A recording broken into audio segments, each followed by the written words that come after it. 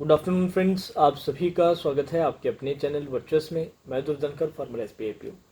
आज आप लोगों के साथ जो कल आप लोगों का एग्ज़ाम है IBPS क्लर्क मेंस का, उससे रिलेटेड कुछ बातें शेयर करना चाहता हूँ। कुछ एग्ज़ाम से पहले की कुछ चीज़ों जिनका हमें ध्यान रखने की खास ज़रूरत है। अब आप में से बहुत सारे स्टूडेंट्स ने ऑलरेडी कुछ मेंस दे रखे हैं। ये पिछले साल के रिक्रूटमेंट्स का फाइनल मेंस है और ऑलरेडी हमारी गलतियों से हमने कुछ सीख ले लिया। चाहे आपने IBPS PO मीन्स दिया हो, RRB clerk means, RRB PO means या SBI PO मीन्स, अब जो जो वहाँ पर मिस्टेक हुई थी वो मिस्टेक हमें इस एग्ज़ाम में रिपीट नहीं करनी है। सबसे पहली बात तो ये। Then IBPS clerk means as a paper की अगर हम बात करें तो सेक्शनल टाइमिंग्स हैं। सभी सेक्शंस में 4 आपके सेक्शन हैं। जैसे कि मैं रीजनिंग पढ़ाता हूँ तो रीजनिंग की बात करें, 50 क्वेश्चंस, 60 मार्क्स एंड 45 मिनट्स।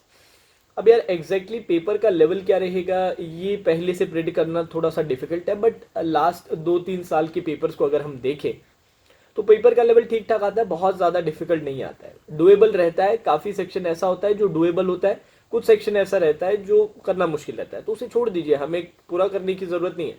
जैसे हम लास्ट ईयर की अगर मैं बात करूँ तो लास्ट ईयर आपका मिसलिनियस का पोर्शन अच्छा खासा था, मतलब 20-21 मार्क्स का जो था सीधा सीधा मिसलिनियस था। अगर आप वो पोर्शन अच्छे से कर लेते हैं, जैसे कि मैंने आपको बताया पेपर को 2 फेज में अटेम्प्ट कर, पहले फेज में जो doable, easy to moderate, miscellaneous part plus अगर पजल भी इजी टू मॉडरेट या डुएबल दिखाई देती है वो कंप्लीट कर लीजिए। और इस पहले फेज में जब आप अटेम्प्ट कर रहे होते हो तो आपका पर्पस ये रहता है कि पेपर एक बार हम पूरी तरह से देख लें। हमारे लिए बहुत ज़रूरी है कि यार बाद में पेपर के बाद कोई ऐसा पोर्शन ना रह जाए जो इजी था पर हम देख नहीं पाए क्योंकि किसी पजल में या किसी सवाल में फंस के रह गए। तो फेज 1 का प्योरली पर्पस रहता है कि या तो मिसलिनियस प्लस पेपर पूरा देखना प्लस एकदम इजी इजी जो पजल्स है वो कंप्लीट कर दीजिए। अब उसके बाद फेज 2 में जो थोड़े से जो जो आपने रिव्यू के लिए डाले हैं पजल्स के सेट, वो कंप्लीट करना स्टार्ट कीजिए। तो मेरा मानना है लास्ट ईयर के पेपर के अकॉर्डिंग हम जाएं तो 30 एक क्वेश्चन आप अटेम्प्ट कर सकते थे। आउट ऑफ 60 मार्क्स 30 मार्क्स का अटेम्प्ट बहुत अच्छे से किया जा सकता था। अब क्वांट्स की अगर बात करें तो क्वांट्स में भी क्वाइट सिमिलर रहेगा। अगर उसकी सेक्शन वाइज डिस्ट्रीब्यूशन की बात करें तो 50 क्वेश्चन आपके क्वांट्स में और 50 ही मार्क्स है। टाइम यहाँ पर भी जहाँ तक मुझे याद है 45 मिनट्स ही है, और 45 मिनट्स में मेरा मानना है कि 25 से 30 क्वेश्चन यहाँ पर भी आप अटेम्प्ट कर सकते हो। अब यहाँ पर इस बात का खास ध्यान रखिएगा कि जब भी आप कोई DI बनाते हैं तो ज़रूरी नहीं कि 5 क्वेश्चंस उस पर पूछे गए हैं तो पांचों के पांचों क्वेश्चंस ही या तो हो या फिर ना हो। ये हमें थॉट प्रोसेस अब नहीं रखनी है। अब ऑलरेडी हम कुछ मिस दे चुके हैं तो हमें आइडिया है कि यार DI में भी ऐसे कुछ क्वेश्चंस हो सकते हैं जो हमसे हो जाए बहुत जल्दी और कुछ है जो ना हो पाए, तो उसके लिए परेशान नहीं होना है। ठीक है, हर DI से थोड़े थोड़े क्वेश्चंस लेके हम कंप्लीट कर सकते हैं। पिछले साल वैसे सिंप्लीफिकेशन भी पूछा गया था और भी कुछ इजी टॉपिक से सवाल थे, तो स्कोरिंग सेक्शंस था, तो इस साल भी ज़रूर वहाँ से स्कोरिंग का ज़रूर रहेगा। जो इंग्लिश थी वो डुएबल थी, 25 से 30 क्वेश्चंस वहाँ पर भी आप 25 एक तो कर सकते थे ठीक ठाक। अगर आपकी इंग्लिश है, थोड़ी ज़्यादातर बच्चों की थोड़ी कम रहती है, तो 20 क्वेश्चंस के लिए तो मैं जरूर सजेस्ट करूँगा कि 20 एक क्वेश्चंस तो आप बिल्कुल बना सकते हैं अगर अच्छे से तैयारी करके जाओगे।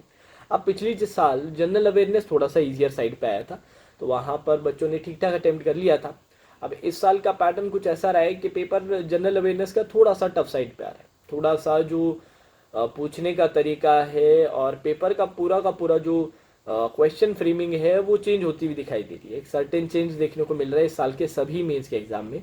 तो मे भी हो सकता है कि जनरल अवेयरनेस उतना स्कोरिंग ना रहे जितना पिछले साल था, बट स्टिल अगर आप अच्छे से प्रिपरेशन करेंगे तो मेरा मानना है ये IBPS क्लर्क मेंस में जो जनरल अवेयरनेस रहेगी वो आप लोगों के लिए सबसे ज़्यादा, जितने भी मेंस दिए उनमें सबसे ज़्यादा स्कोरिंग आप लोगों के लिए जनरल अवेयरनेस ही रहेगा।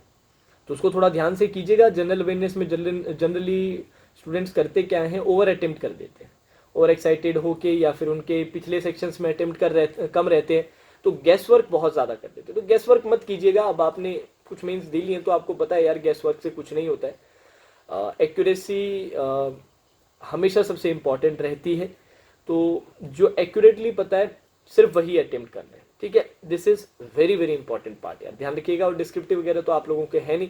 टोटल 160 मिनट का है, 2 घंटे 40 मिनट का पेपर है, 200 मार्क्स का है। यार पिछले साल के कट ऑफ्स की अगर हम बात करें तो वो पिछले साल और इस साल का सिनेरियो अब चेंज हो चुका है। Paper wise, level wise may be not, but vacancy wise definitely. पिछले साल की जो वैकेंसीज है और इस साल की वैकेंसीज में आपको डिसेंट डिफरेंस देखने को यहाँ मिल रहा है। तो पिछले साल की कट ऑफ के अकॉर्डिंग मत सोच के जाइएगा। पिछले साल का जो रेंज था आउट ऑफ 100 अगर हम बात करें, 200 को फिर उन्होंने out of 100 final cut off दिया था। तो जो लोअर एंड की जो कट ऑफ थी 40-41 के अराउंड थी कुछ स्टेट्स की, और जो हायर एंड थी वो 49 पॉइंट या 50 तक की कट ऑफ थी। 50 तो नहीं थी शायद तक, 49.88 या इस तरह से, मे बी इवन 50 हो। तो 41 से 50 के बीच में सभी स्टेट्स का कवर हो गया। तो 200 में अगर हम ये देखें तो ये 81-82 से आपके अराउंड 100 के अंदर खत्म हो जाता है। पर इस बार ऐसा देखने को नहीं मिलेगा। अगर सेम लेवल का पेपर आता है, नंबर ऑफ वैकेंसीज अब काफ़ी कम हो चुकी है, तो मेरी जो कोशिश रहेगी, ऑल्दो मैं हमेशा ये कहता हूँ कि पहले से ये प्रजम्पशंस लेके नहीं चलना चाहिए, बट टू बी ऑनेस्ट बहुत ज़्यादा चेंजेस जनरली रहते नहीं है पिछले सालों से। किसी पर्टिकुलर एग्जाम का आप देखो तो मेरी कोशिश यही रहती है कि यार 200 में से 100 प्लस मेरे को अटेम्प्ट्स करने हैं। पर वो जो 100 प्लस मैं जो अटेम्प्ट करूँ वो हमारे एक्यूरेट होना बहुत ज़रूरी है। 100 प्लस तो अटेम्प्ट करने मैं ये नहीं बोला 100 जो कर लेगा उसका हो जाएगा सिलेक्शन, ये मैं मिनिमम बता रहा हूँ। मिनिमम 100 प्लस अटेम्प्ट ज़रूरी है एक जनरल कैंडिडेट के लिए, और एक्यूरेटली करें वो सबसे ज़्यादा इंपॉर्टेंट है। आई होप आप लोगों ने जो मेंस दिए उससे ये सीख लिया कि एक्यूरेसी सबसे ज़्यादा इंपॉर्टेंट रहती है। बाकी ऑलरेडी आप लोगों की प्रिपरेशन हो रखी है, और एडमिट कार्ड रखना, टाइम पे पहुंचना, ये सारी चीज़ें भी आपको ऑलरेडी पता है, मुझे बताने की ज़रूरत नहीं है। कुछ मेंस आप लोग दे चुके हैं तो ये सारी चीज़ें ऑलरेडी चेक्ड हैं, और कल के पेपर में ज़्यादा कुछ सोचने की ज़रूरत नहीं है। बस अपना बेस्ट देने की कोशिश कीजिएगा। अगर आप अपना बेस्ट देंगे, इम्पॉर्टेंट है पेपर के अंदर काम रहना। इवन ऐसी सिचुएशंस पेपर के अंदर ज़रूर आएंगी जब आपको लगेगा कि यार पेपर बढ़िया नहीं जा रहा, आगे अब कुछ भी उम्मीद नहीं है, कोई स्कोप नहीं है, कोई रास्ता नहीं दिखाई दे रहा, चाहे आगे कितना भी अच्छा कर लूँ नहीं हो पाएगा, या फिर ये रह के सर अभी तक नहीं हो पाया तो आगे के पेपर में भी क्या अच्छा हो पाएगा। ये सोच बिल्कुल नहीं आने देनी है, और आए तो भी उसे उसी टाइम बिठा देना है। ना हमारे पास टाइम है ना एनर्जी है पेपर के अंदर इन सोच को, इन थॉट्स को थोड़ी सी भी इंपॉर्टेंस देने की। ये बहुत इंपॉर्टेंट पार्ट रहता है। मीन्स को बच्चे बहुत लाइटली ले लेते हैं, पर जब मेंस देने जाते हैं तब ये सारे इमोशंस आ जाते हैं, फिर उनको टैकल करने की स्ट्रैटेजी हमारे पास नहीं रहती। तो ये बहुत इंपॉर्टेंट है कि साइकोलॉजिकल एस्पेक्ट को भी हम समझें, मेंटल जो एस्पेक्ट है उसको भी हम समझें, क्योंकि वो बहुत बड़ा रोल प्ले करता है किसी भी एग्जाम में। क्योंकि मैंने कुछ स्टूडेंट्स इस साल देखे जिनकी प्रिपरेशन बहुत अच्छी थी। 2 मेरे स्टूडेंट थे, दोनों का जो लेवल था प्रिपरेशन का बिल्कुल सेम था, पर दोनों में फ़र्क ये रहा कि एक ने क्लियर किया, एक नहीं क्लियर कर पाए। क्यों नहीं कर पाए? क्योंकि वो उस सिचुएशन में उन्होंने उस सिचुएशन को अपने ऊपर हावी नहीं होने दिया। उन्होंने खुद को समझाया कि भाई पेशेंस रख, कोई बात नहीं, एक सेक्शन की तो बात है, 3 सेक्शन तो और बचे हैं ना, या 2 सेक्शन भी निकल गए तो 2 सेक्शन तो और बचे। किसी भी सेक्शन में मैं अच्छा खासा परफॉर्म कर लूँगा, स्टिल मेरे चांसेस रहेंगे। और दूसरे स्टूडेंट जिन्होंने उसको हावी होने दिया, जिसके कारण वो अपनी एफिशिएंसी के अकॉर्डिंग, अपनी एबिलिटी के अकॉर्डिंग नहीं परफॉर्म कर पाए। तो ये बहुत इंपॉर्टेंट पार्ट है कि पेपर के किसी भी पॉइंट पे हमें बिल्कुल डीमोटिवेट नहीं होना है, हमारा जो ट्रैक है उससे ऑफ ट्रैक नहीं होना है, डिरेल नहीं होने देना है, और आगे बढ़ते रहना, आगे आगे का सोचते रहना है पेपर के अंदर।